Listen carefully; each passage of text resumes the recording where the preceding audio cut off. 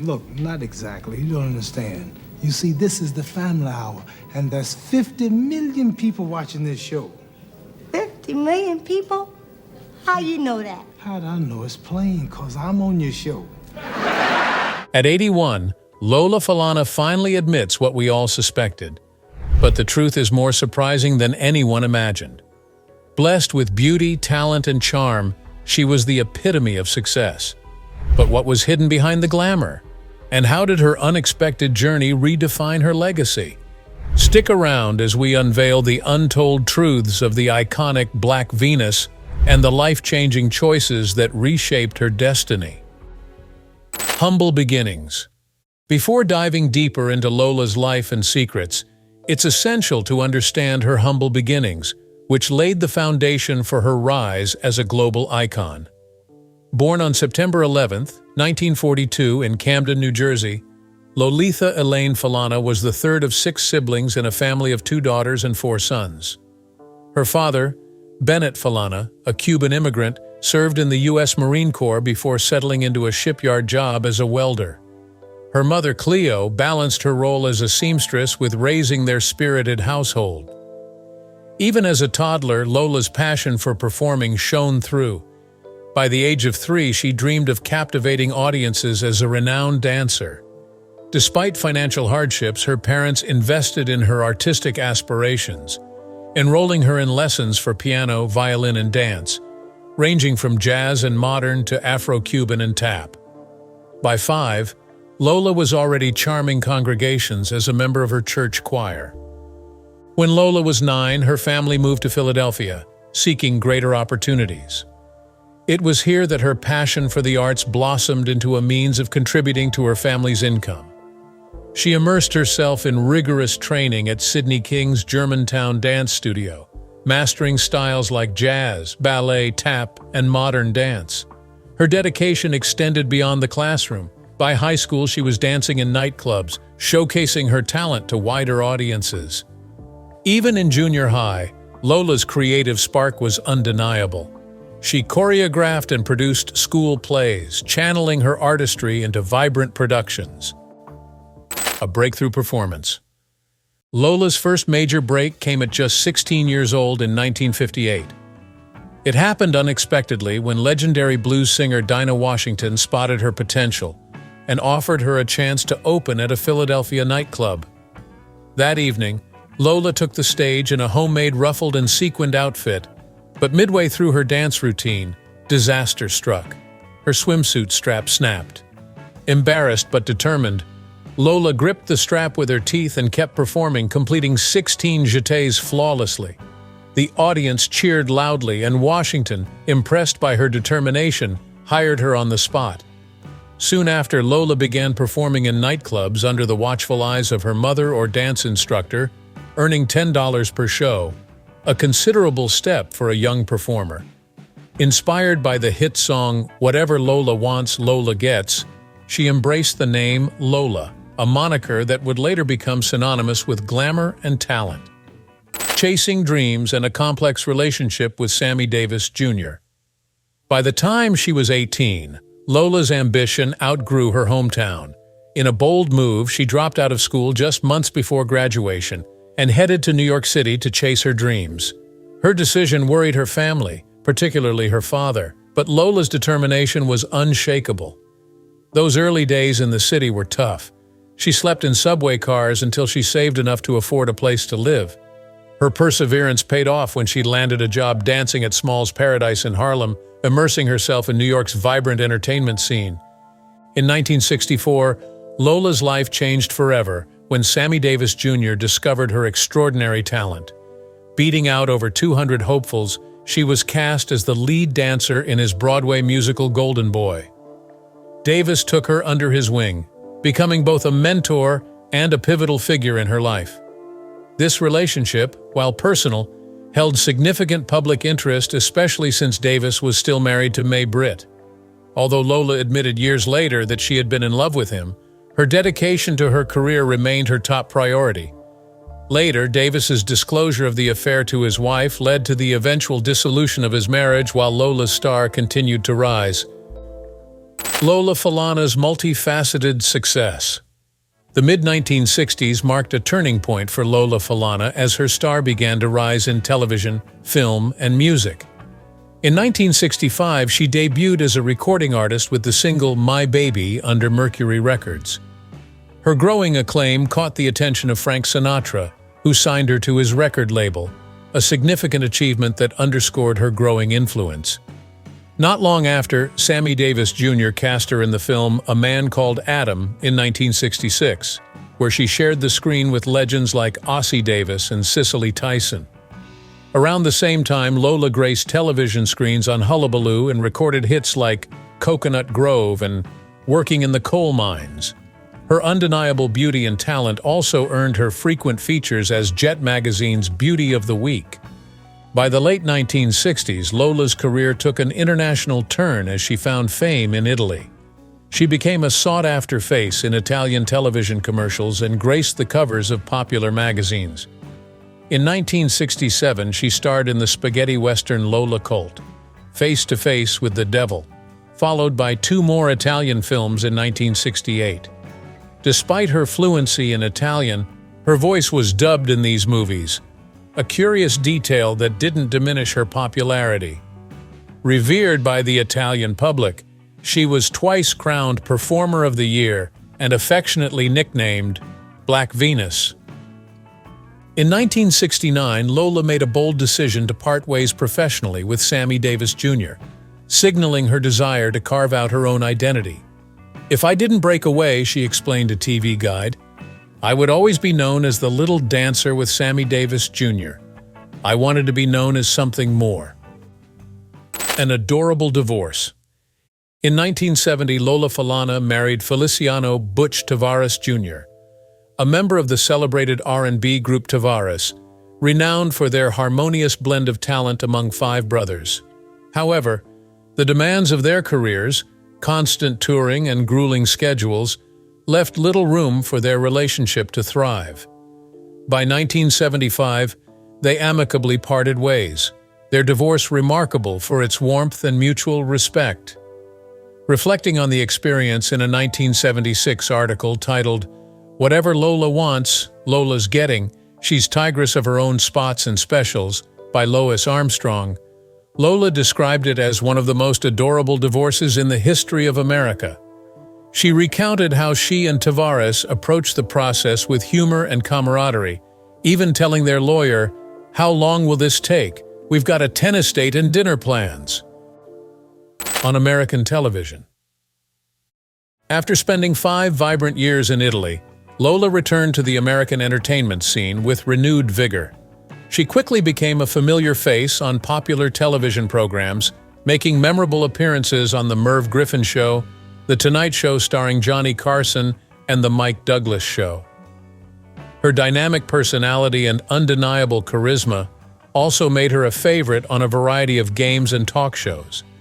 In addition to these appearances, Lola showcased her acting talent with guest roles in hit television series like The FBI, The Mod Squad, and The Streets of San Francisco, solidifying her place as a versatile entertainer who could command attention in any medium.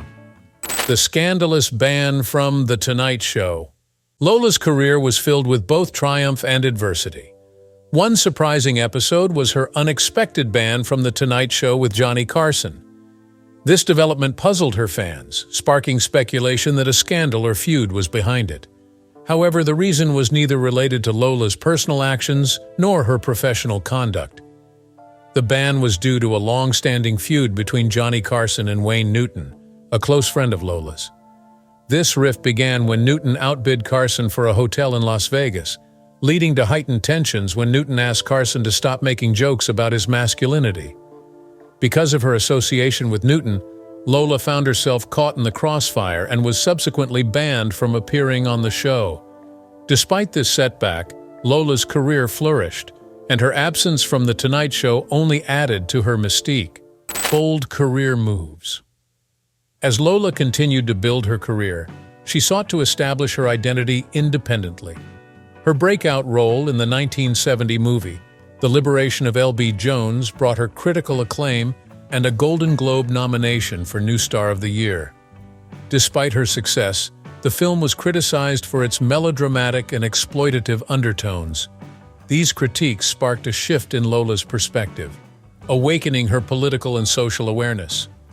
In response, she boldly turned down 11 subsequent film offers, choosing instead to join Bob Hope's USO tour of Southeast Asia in 1972. While she appeared in 2 more films, Lola increasingly found her home on television. She became a regular on The New Bill Cosby Show and Ben Vereen's Comin' at Ya, and frequently appeared in specials with icons like Bob Hope and Liberace. Alongside acting, she occasionally returned to music, releasing the disco track There's a Man Out There Somewhere, which climbed to number 67 on Billboard's R&B chart in 1975. Although nearly a decade had passed since she last performed live on stage, Lola took a leap of faith when her manager, Norman Brokaw, persuaded her to join the Broadway production of Dr. Jazz. Despite the show's brief run, it closed after just 4 nights, Lola's performance shone brightly, earning her a Tony Award nomination for Best Actress in a Musical in 1975. The following year solidified Lola's place as a cultural icon. She earned over $1 million and a Clio Award for her celebrated commercials for Fabergé's Tigress perfume, making history as the first Black woman to represent a major fragrance brand. Her striking beauty and magnetic presence graced the covers of Jet, Ebony, Sepia, and even Playboy magazines. Between December 1976 and March 1977, she captivated audiences with 4 highly successful ABC television specials. However, when these specials didn't lead to a regular TV series, Lola made another bold move, hiring Mark Moreno as her new manager to steer her career in a fresh direction.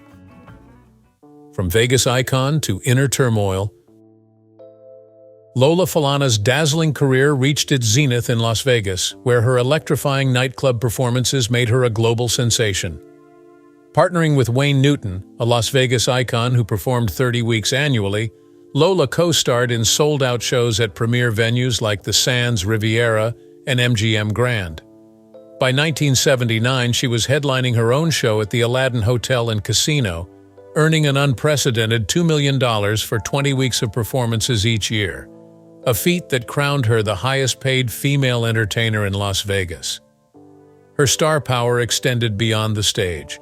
In 1980, she co-hosted Ebony's American Black Achievement Awards with her mentor and friend, Sammy Davis Jr. Despite her grueling schedule, Lola remained committed to charitable causes, offering her talent for free at benefits like the Lou Rawls Parade of Stars Telethon for the United Negro College Fund and the Jerry Lewis Labor Day Telethon for muscular dystrophy. In 1984, she transitioned to television, captivating audiences as Charity Black, a show business mogul on CBS's Capitol. But behind the glittering spotlight, Lola wrestled with a profound sense of emptiness. A lifelong diarist, she began compiling her reflections into a manuscript titled Thoughts in 1982, though it was never published. Her physical health also began to wane. After enduring several major surgeries, she faced a near-fatal battle with peritonitis in 1983, marking a turning point in her life. In a candid interview with Jet magazine in 1990, Lola revealed the toll her fame had taken. "I was out on that road dancing and singing my heart out, and shaking that thing. And then I found that every time I would go back to my hotel room, I would be crying. I didn't like the person I had to transcend into because I was already changing." Despite her accolades and fortune, Lola felt spiritually adrift, describing herself as an empty person with a strong sense that this is not what it's all about. Searching for solace and clarity, she turned to prayer, asking God for guidance toward a path of peace and fulfillment. As she would later recount, the response she received was nothing short of miraculous, a divine redirection that would profoundly reshape her life. Battle with multiple sclerosis. In December 1987, Lola's life took a dramatic turn when she was diagnosed with multiple sclerosis, MS, a relentless and incurable disease of the central nervous system. Her symptoms had begun subtly months earlier: blurred vision and difficulty controlling her voice. But the severity of her condition became undeniable after a series of alarming falls left her left side paralyzed. Just after taping a Motown Christmas special with Red Fox, she collapsed 5 times in a single morning, unable to steady herself. The diagnosis forced a sudden halt to her flourishing career. Her manager, Joseph Schenck, canceled over $2 million worth of scheduled nightclub and concert appearances. Yet, despite the debilitating effects of MS, she refused to rely on crutches or canes, determined to maintain her independence and avoid further muscle atrophy. Instead, she found creative ways to adapt, crawling, leaning on furniture, and only keeping a walker nearby for emergencies. In an emotional interview with Jet magazine in 1989, Lola shared the immense challenges she faced, from the physical pain to the emotional struggle of going from adoring crowds to solitary days in bed.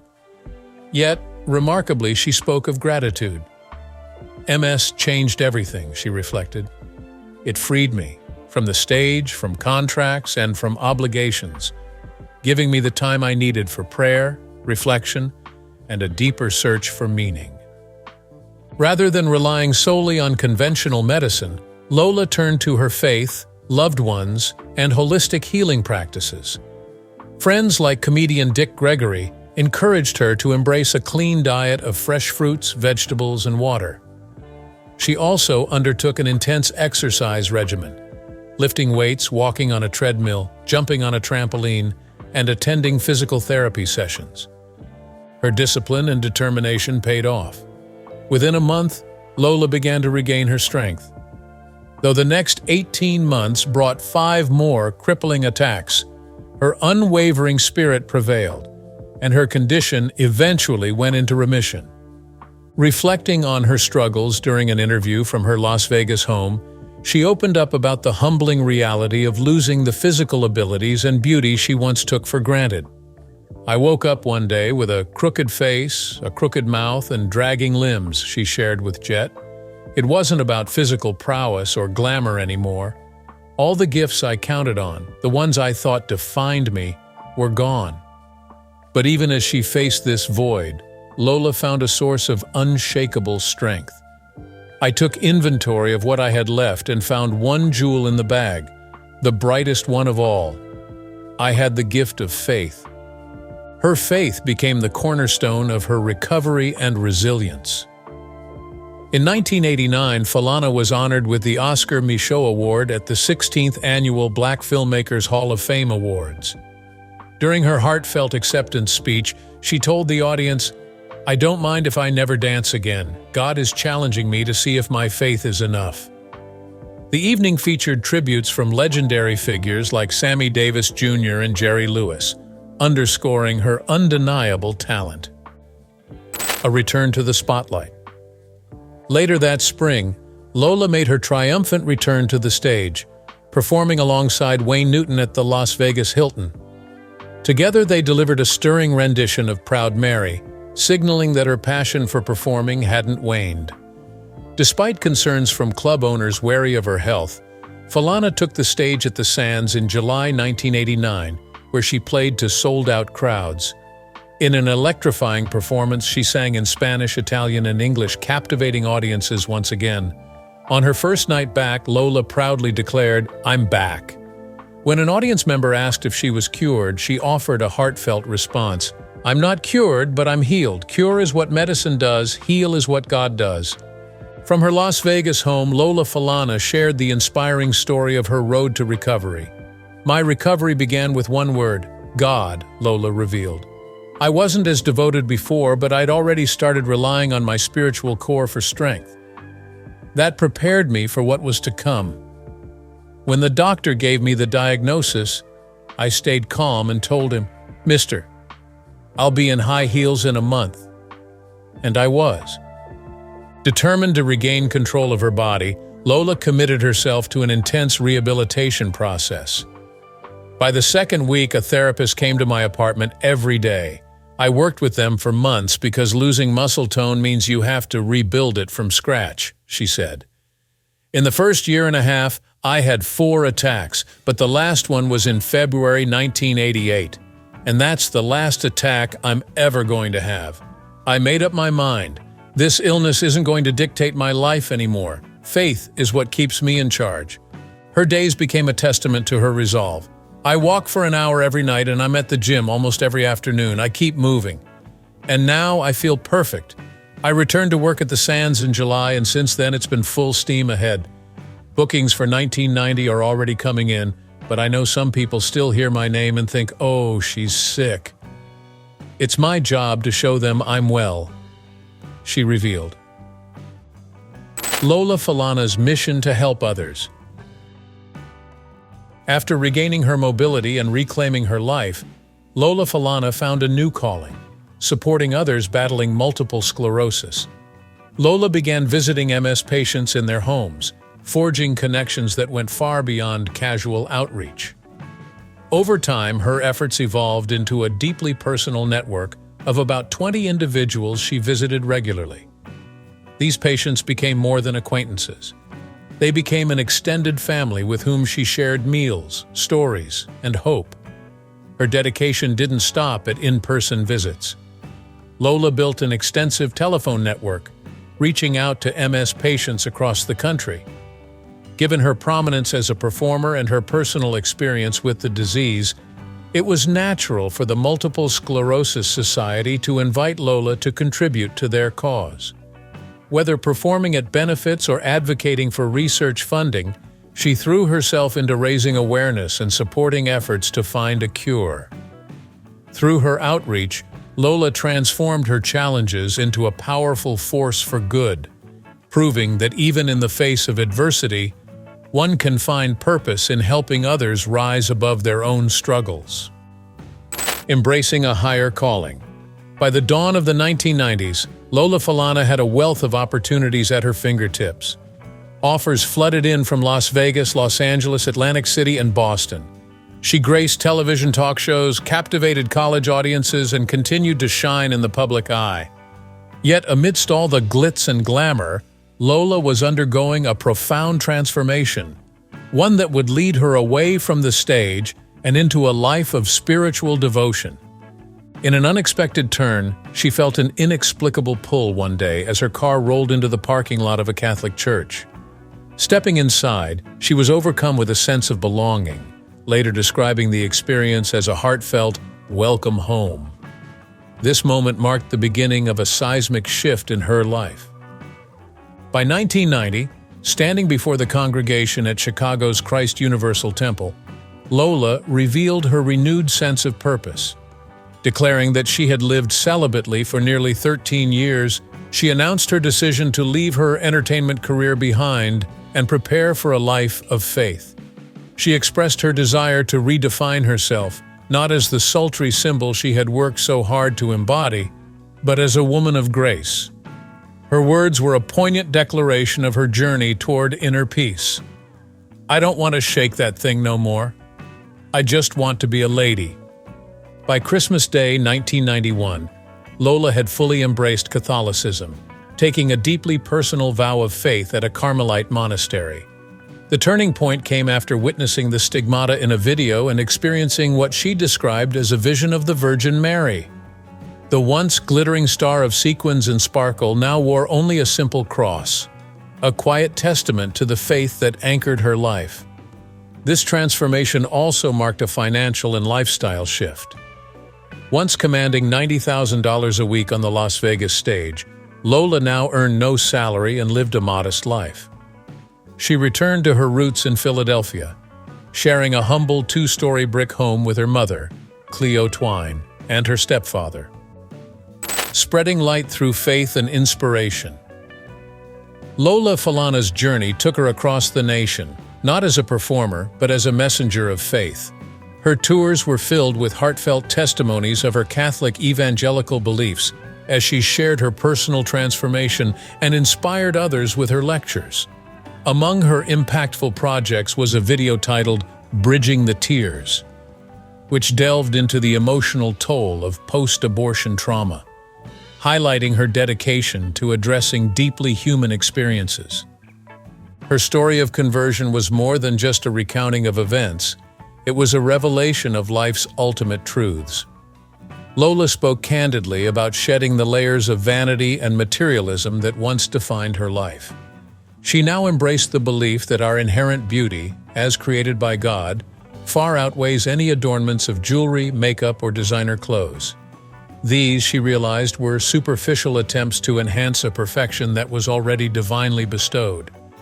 In chasing financial success, Lola uncovered a profound lesson. Wealth alone could never promise peace or fulfillment. Beyond a certain point, money became meaningless, a hollow pursuit that did little to nourish the soul.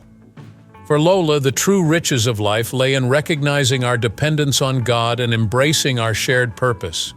She believed that illness, as challenging as it is, serves as a humbling reminder of our origins and destiny with God. It fosters compassion, prayerfulness, and a heightened sense of the greater mission, to give selflessly and leave the world better for having been part of it. A lasting impact. Though Lola had stepped away from the stage, her influence on the arts remained evident.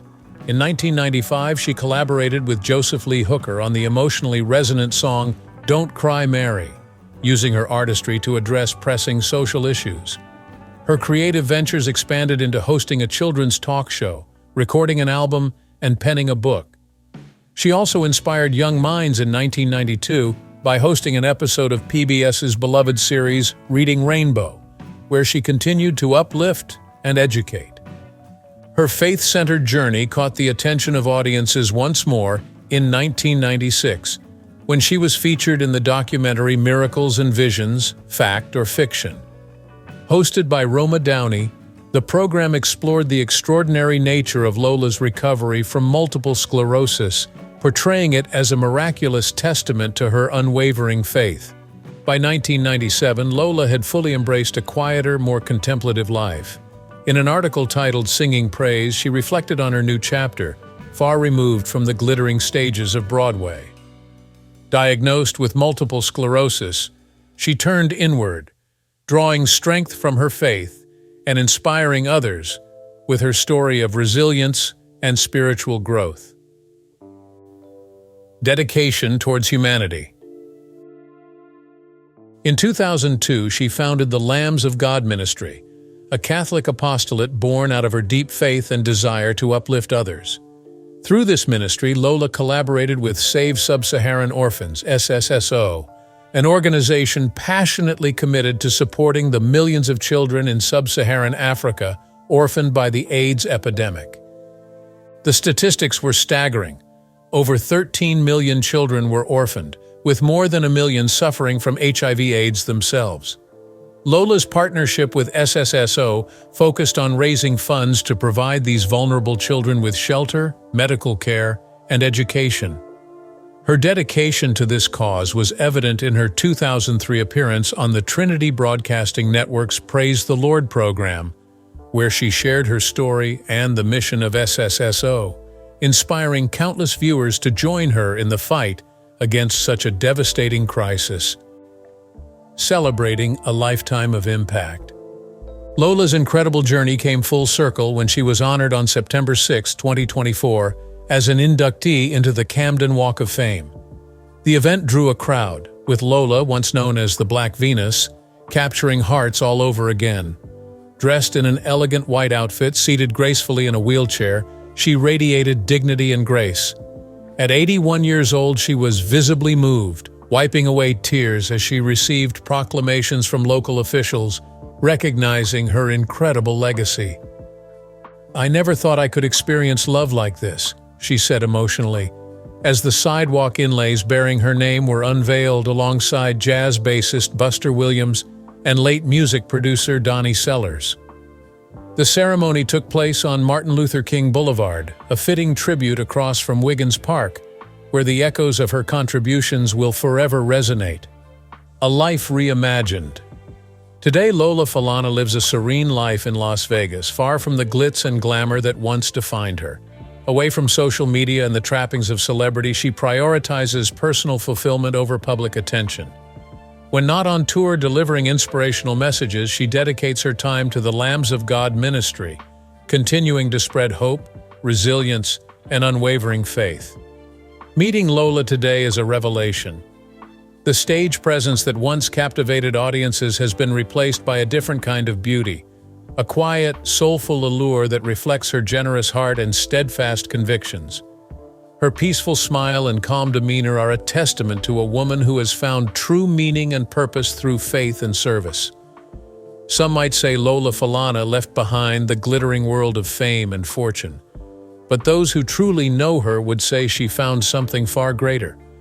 In her journey of faith, compassion, and giving, Lola has not lost anything. She has gained everything. Now we'd love to hear from you. What truly defines success and fulfillment for you? Share your thoughts in the comments below and don't forget to subscribe for more interesting stories.